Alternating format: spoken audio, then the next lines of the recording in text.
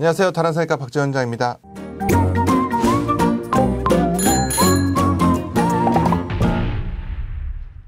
제가 얼마 전에 경험한 실제 사례인데요. 모발이식 수술을 하시고 어떠한 사유로 타 병원에 가게 됐는데 당신 수술 대실패했다 라는 말을 듣고 너무너무 불안해서 저를 찾아오신 분이 있었어요. 요거에 대해서 한번 얘기를 해볼게요. 헤어라인 쪽에 모발이식 2번 하셨고 이마 축소 수술도 추가를 하셔가지고 헤어라인 쪽에 흉터도 상당히 심했어요. 그러니까 이 상당히 수술의 난이도가 높고 좋은 결과를 기대하기 어려운 그런 분이셨어요. 그래서 수술 전에도 저랑 상담을 아주 오랜 시간 동안 충분하게 하고 후두부도 2번 수술을 하면서 상태가 좋지 않아서 최대한 어느 부위에서 너무 뽑아버리면 비어 보이니까 최대한 넓은 범위에서 이제 채취를 했습니다. 비절개로. 근데 이제 좀 이분이 조금 성격이 급하기도 하고 걱정도 이제 좀 많이 되셨나 봐요. 마침 친구가 다른 병원에 상담 가는 길에 따라갔다가 그 병원에서 충격적인 말을 들은 거죠. 수술이 처음부터 끝까지 다 잘못됐다. 후두부도 잘못됐고 이식도 잘못됐다. 심지어는 수술 경과가 그때 4, 5개월 정도뿐이 아직 안 돼서 경과를 더 기다렸어야 하는 과정인데도 불구하고 그런 말을 들었다는 거예요. 그래서 그 길로 바로 저한테 오셔가지고 엄청 따지셨어요. 근데 제가 봤을 때 결과가 나쁘지 않아요. 더군다나 아직 최종적인 결과가 나오기도 전이고, 그런 병원들에 가서 얘기를 할 때 이 환자분이 거짓말을 한 게 아니고, 환자분은 그게 어떤 의미가 있는지 잘 모르니까 아마 얘기를 안 했겠지만 본인이 이마 축소를 한 적이 있다라는 말도 안 했다라는 거죠. 여기에 흉터가 있었다라는 거.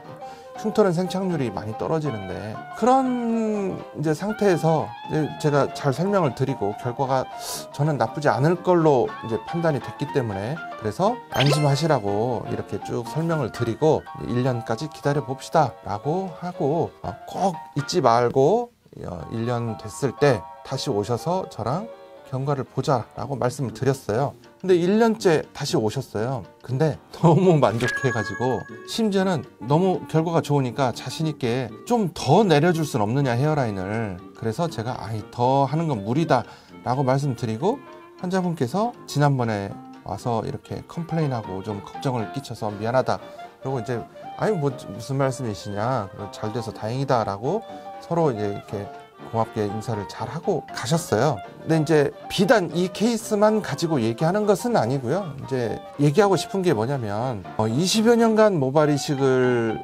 해오고 연구도 수술도 가장 그래도 많이 했고 앞서간다고 평을 듣는다고 자부하는 저도 다른 이의 수술을 보고 수술 전에 어떤 상태였는지 환경을 모르고 첫 번째 수술 케이스도 사실 함부로 말하기 어렵거든요.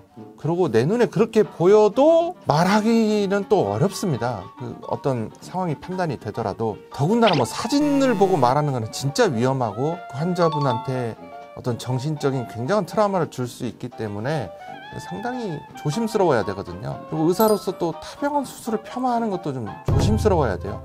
물론 동업자 정신 이런 거를 여기서 얘기하자는 게 아니고요. 근데 수술 앞에서는 한없이 겸손해야 됩니다. 항상 내 수술 결과도 기대 못 미칠 수 있다는 생각을 언제나 해야 되고, 매일매일 이 수술을 배우는 겸손한 마음을 가져야 되는 거거든요. 그래서 저 같은 경우는 타병원에서 하고 좀 안 돼서 재수술을 오신다거나 아니면은 진짜 그런 경우들도 있어요. 수술하자마자 열받아가지고 2, 3일 전에 어디서 했는데 너무 잘못돼서 열받아서 당장 저한테 수술한 지 며칠 안 돼서 오시는 경우들도 꽤 있습니다. 근데 저는 가급적이면 어디서 했는지 좀 안 물어보려고 해요. 제가 편견을 가질 수 있기 때문에. 그리고 만약에 제가 그런 걸 물어본다 그렇다면 아마도 어떻게 수술이 이루어졌는지를 알기 위해서, 그래야만 이거를 교정하는 방향의 설정에 참고하려고 물어보는 경우가 대부분일 것 같고요. 저 같은 경우는 보이는 현상을 설명해주고 앞으로 개선 방향을 조언해 주는 것이 진짜 필요한 것이라고 생각합니다.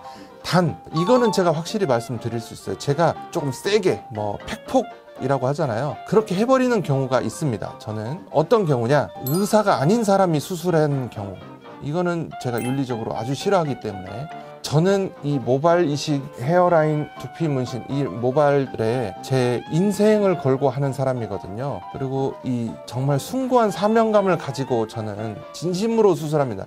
저는 굉장히 진심이에요. 그런데 모발 이식 수술이라는 것 자체를 우습게 보고 그 눈앞에 돈이 조금 눈이 어두워가지고 그 의사가 아닌데 이 수술해주는, 야매로 해주는 출장팀이 있거든요. 그런 팀 불러가지고 환자 속이고 하는 경우들이 딱 보여요. 그러한 경우는 있는 그대로 그냥 팩폭해드리는 경우라고 얘기할 수 있겠고요. 왜냐면 환자분이 진짜로 이거는 너무 안타까운 경우잖아요. 이런 경우들은 저는 제가 모발 이식에 진심으로 종사하고 있는 사람으로서 저는 상당히 열받는다 라고 생각이 되고요. 그러지 않은 경우는 제가 아까 말씀드린 것처럼 향후의 개선 방향 위주로 상담을 하려고 그렇게 노력하고 있습니다. 이 모발 이식 수술은 결과가 1년이나 기다려야 되는 수술이기 때문에 6개월째도 아직 기다려야 됩니다.